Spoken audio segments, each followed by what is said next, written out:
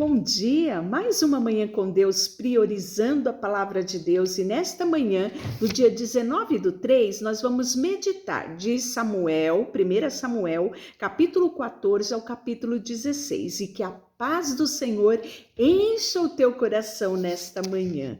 No capítulo 14, nós vamos ver o plano audacioso de Jonathan. Estão todos reunidos, né? E aí, Jonathan pega o seu escudeiro e sai de fininho, né? E aí ele tem uma ideia. Ele chama o escudeiro e diz assim: vamos atravessar até o acampamento desses incircuncisos. Ele está falando dos filisteus. Quem sabe o Senhor nos ajudará, pois nada pode deter o Senhor. Ele pode vencer com muitos guerreiros e também com apenas poucos. Sabe o que o escudeiro disse? Faça o que lhe parecer melhor, respondeu o escudeiro. Eu o seguirei para onde o Senhor for. Uma coisa muito interessante que nós aprendemos aqui. Primeiro, a confiança em Deus deve estar acima das circunstâncias. Jonathan nos ensina isso. Ele não olha, sabe, a quantidade de filisteus e a potência que eram os filisteus, né? O povo de Israel estava sempre em desvantagem, até mesmo, né, os ferreiros, eles não podiam ter, eles dependiam dos filisteus para molar suas lanças, suas espadas, né? Então, eles chegaram a uma penúria que só quem tinha arma, lanças e espada era só o rei e Jonathan, né? O exército estava assim com muita deficiência. E aí nós vemos que Jonathan, ele não olha para isso, ele olha para o Deus que ele serve. Então isso é algo que ele nos ensina aqui. Outro ensino maravilhoso é a fidelidade desse escudeiro, né? Ora que nós tenhamos aqui nesta terra amigos como este escudeiro, né? Escudeiros que estão conosco nesta caminhada, né? Que não voltam atrás ou não duvidam da fé que nós temos, mas estão prontos para enfrentarem as circunstâncias conforme a fé que nós temos em Deus. E aí nós podemos ver que eles decidem atravessar, né, o acampamento dos filisteus com o objetivo de que os filisteus os vejam. E ele traça uma audaciosa trama aqui, né? Então ele fala assim: se disserem fiquem onde estão ou mataremos você, ficaremos. Mas se disserem subam até aqui e lutem, então subiremos, e esse será o sinal que o Senhor entregou os filisteus nas nossas mãos. Foi dito e feito. Quando eles passam, os filisteus avistam eles, e foi exatamente aquilo que Jonathan disse ao seu escudeiro. Eles disseram: suba até aqui e nós lhe daremos uma lição. E aí Jonathan soube que com aquilo era um sinal de que o Senhor tinha entregado os filisteus na mão dos povo de Israel. E Jonathan não sai, sabe, para procurar mais guerreiro. Ele mesmo enfrenta os filisteus. E aí o texto diz que eles mataram no total de cerca de 20 homens numa pequena porção de terra. Somente Jonathan e o seu escudeiro. E aí, de repente, o pavor tomou todo o acampamento dos filisteus. O pavor era tão grande que eles se matavam entre si. Quando Saul escuta a gritaria, o terror e o grande barulho e tumulto que vinha do acampamento dos filisteus, ele manda chamar o sacerdote, né, para consultar o Senhor, mas ele está vendo que o barulho e o tumulto está cada vez maior, e ele convoca os guerreiros e os soldados vão para a batalha, né? E a grande confusão estava que os hebreus apenas precisaram perseguir, até mesmo aqueles que tinham deserdado vieram e se juntaram a Saul e a Jonathan naquela batalha. O Senhor livrou Israel naquele dia e a batalha continuou até Bet-Avém. E aí nós temos mais uma vez uma atitude tola de Saul.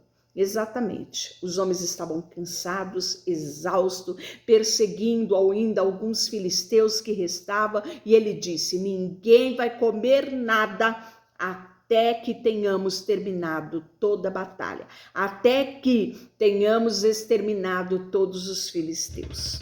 No campo, os homens até acharam favo de mel, mas foram impedidos diante a ordem do rei. Jonathan, o filho dele, não estava no acampamento quando foi dada essa ordem. E quando Jonathan viu o favo de mel, Jonathan não perdeu tempo, foi lá, comeu o favo de mel. E o texto diz que as forças dele foram recobradas. Os soldados, quando viram aquilo, disseram: não faça isso, o seu pai deu um juramento que ninguém devia comer nada. E o próprio Jonathan, né, reconhece, né, dizendo que o meu pai trouxe desgraça sobre o povo. E aí, né, Saul logo quer saber quem é que tinha infringido a lei, a ordem que ele tinha dado, e lança-se a sorte. E quem é que fez, né, a desordem? Jonathan, né?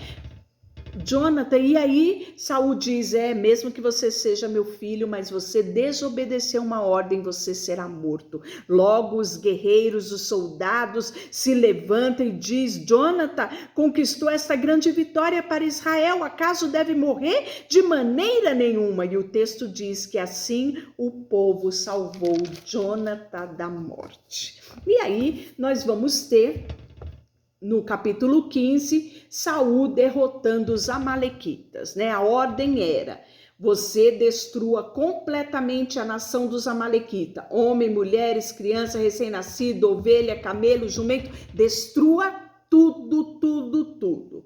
O que aconteceu?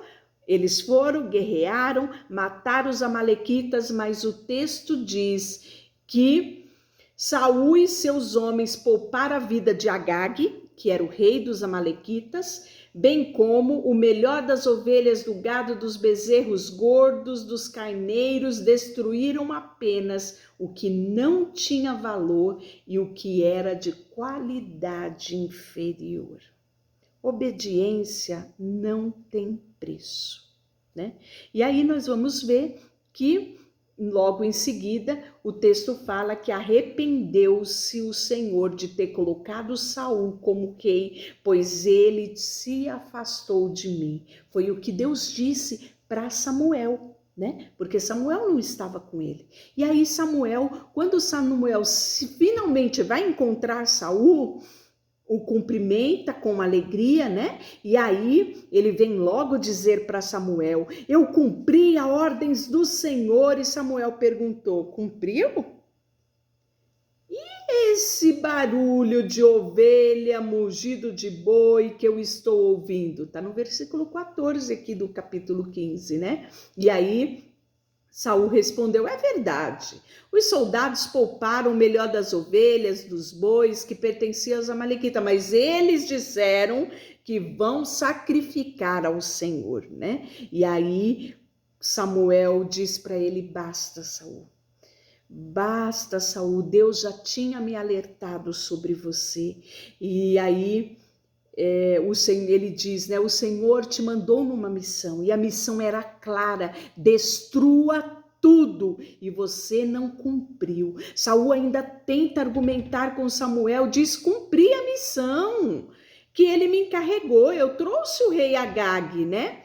E aí trouxe também o melhor do seu gado, dos bois, né, os despojos, mas nós vamos sacrificar tudo ao Senhor.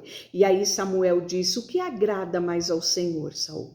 Holocaustos e sacrifício ou obediência à voz dele? Ouça, a obediência é melhor do que sacrifício, e a submissão é a melhor que ofertas de gorduras de carneiro. A rebeldia é um pecado grave quanto ao pecado de feitiçaria, e persistir no erro é um mal tão grave quanto adorar ídolos. Olha que grave isso, não é? E o texto fala que Saul suplica o perdão, né? Mas ele fala: não voltarei com você, Saul.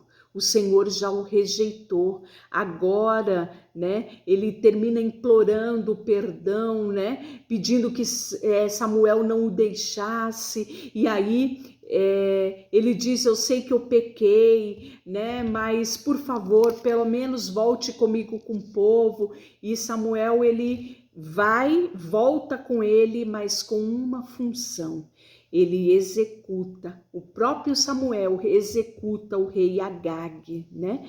E o texto fala que até o dia em que morreu, Samuel não voltou a ver Saul, embora sempre lamentasse o que tinha acontecido com ele. E aí no capítulo 6, nós temos Samuel ungindo o rei Davi, né? O texto fala que o Senhor disse para Samuel: olha, você já lamentou por Saul, eu não quero mais, eu o rejeitei, né? Eu não quero mais você se lamentando. Eu escolhi um dos filhos de Jessé para ser rei no lugar dele. E aí diz: vá lá e unja ele. E aí Samuel fica meio titubeante, né? Mas ele pega e vai oferecer sacrifício, né? Lá na cidade de Belém, que é onde Davi estava, né? E aí ele vem chegando os irmãos de Davi, né? E os 3 primeiros eram homens guerreiros, fortes, bonitos, e quando Saul olha, diz: deve ser esse.